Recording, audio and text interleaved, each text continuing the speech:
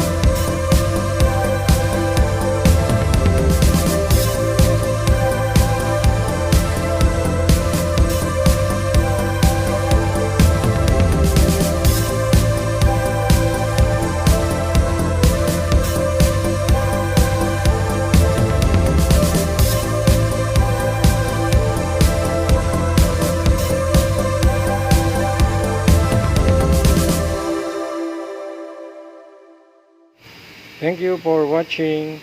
Please like and subscribe. Okay guys.